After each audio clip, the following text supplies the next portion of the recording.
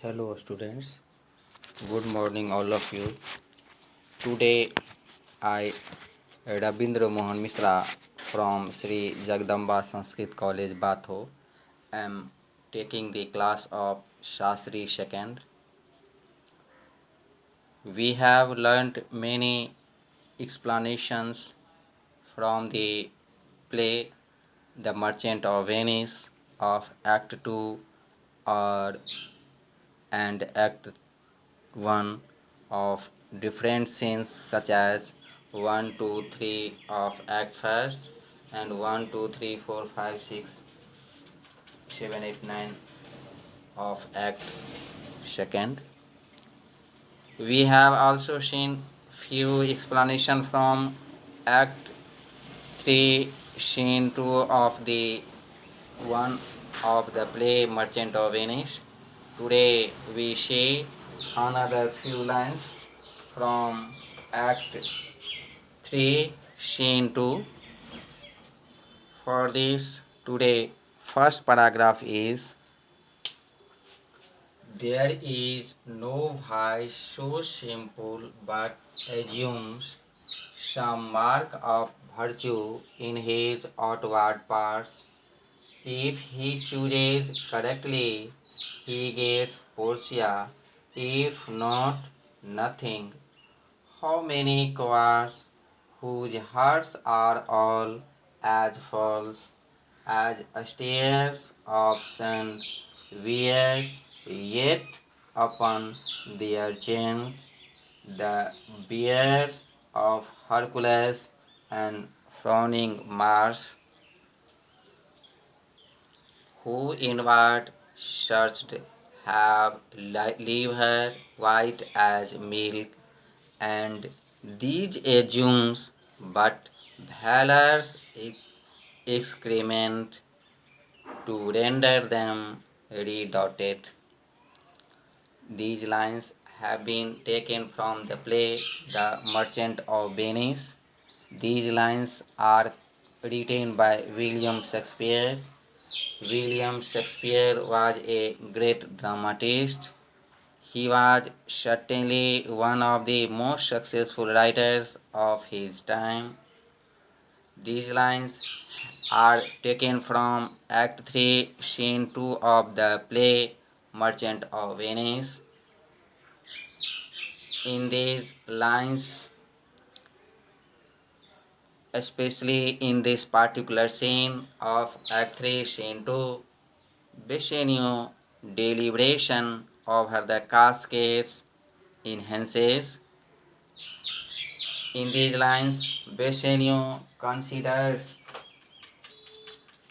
difficulties of opening the wrong casket and thereby lost his chance to satisfy shallow rules of the game to win Portia, with whom he had already fallen in love.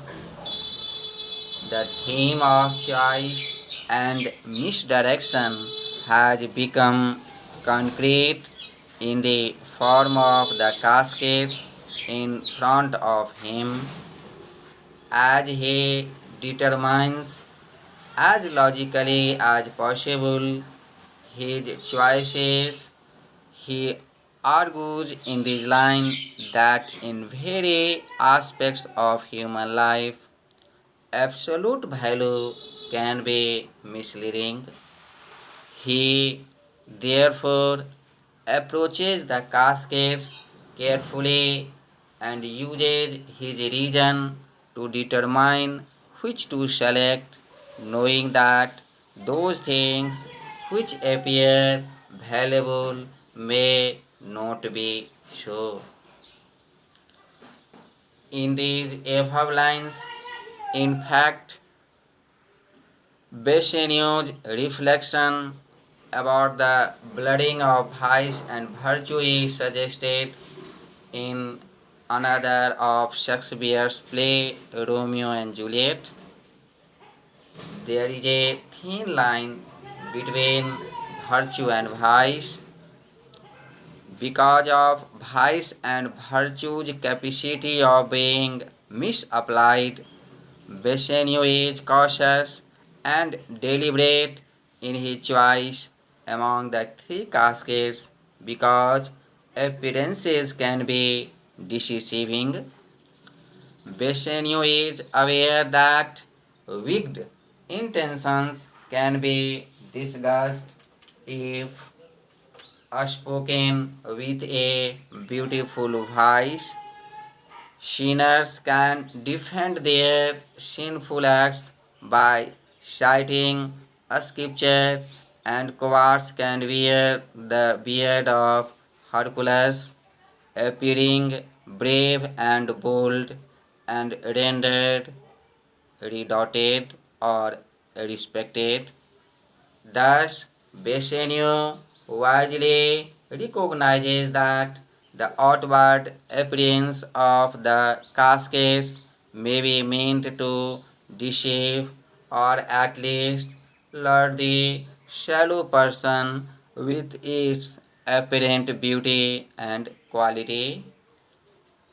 Bassanio must choose between ornament and ornate and commonplace caskets. These caskets, aware the choice of caskets, hold him and Portia's fate as true lovers.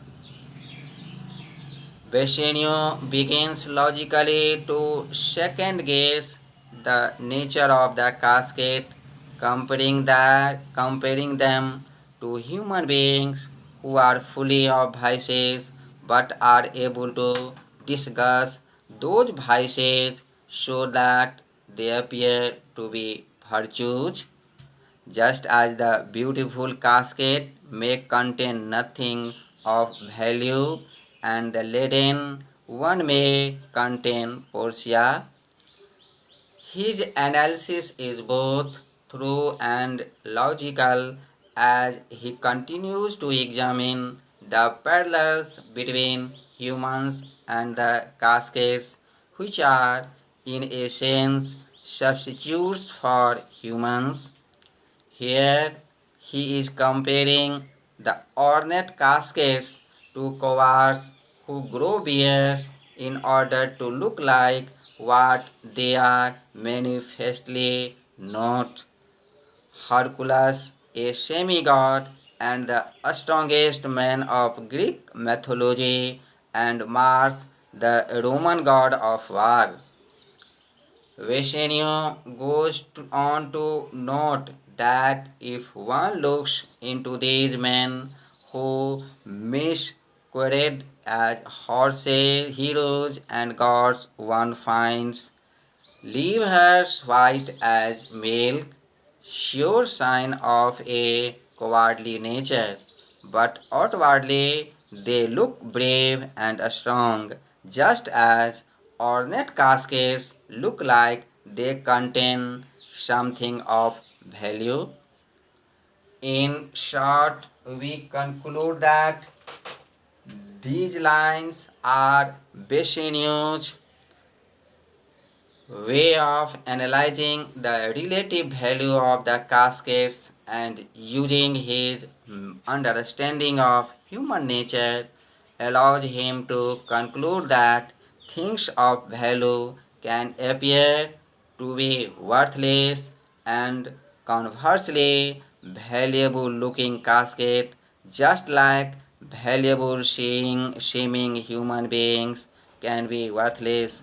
One can argue that Bassanio threads the maze of choice and value in this passage. Now we see the next paragraph. The skull that breed the me breed braid them in the sepulchre. Thus ornament is but the gilded sword to a most dangerous she, the beauteous scarf, veiling can Indian beauty in a word, the seeming truth which cunning times put on to interrupt the voyages. Therefore, the gaudy gold hard fought for Midas. I will none of the pale and common dress it between man and man, but the merge late, which I rather threatenest than dost promise aught. The paleness moves me more than eloquence. These lines have been taken from the play The Merchant of Venice. These lines are written by William Shakespeare. Shakespeare was a great dramatist. He was certainly one of the most successful writers of his time. These, these lines are taken from Act 3, Scene 2 of the play Merchant of Venice. In these lines, Bassanio and Portia are having one of literature great torturous discussion regarding their respective fate. Each loves with one another but are forbidden from carrying those feelings towards their logical conclusion unless or until Bassanio correctly selects among the three caskets, inside one of which lies the key to Portia's hand in marriage. One casket is made of gold, another of silver, and the third of lead. Unlike their suitors for Portia's hand, Bassanio is reflective and considers the hidden truth that may lie behind the most magnificent of cloaks. He is tormented by the challenge that stands before him, and Portia, which desperately hoping for the right outcome, prepares for the worst by ordering that music be played during this traumatic scene. Bassanio should choose correctly. The music will accompany the festivities to follow. He should choose incorrectly. He will be escorted from the premises to the sound of soothing music. The pressure is on Bassanio, and it is in this context that he delivers the impassioned speech about the perils of making a decision based solely upon outward appearances. Bassanio comments that thus all ornament is but the gilded sword to a most dangerous sea is a warning against misjudging the dangers of turbulent ocean because one is preoccupied with the beauty of the shore in the distance. Outward appearance may be decisive. In short, we conclude that these lines teaches us that we should be aware and conscious in our life. Thanks. Tomorrow we see the next few paragraphs from Act 2, Act 3 of Scene 2 for, of the play The Merchant of Venice.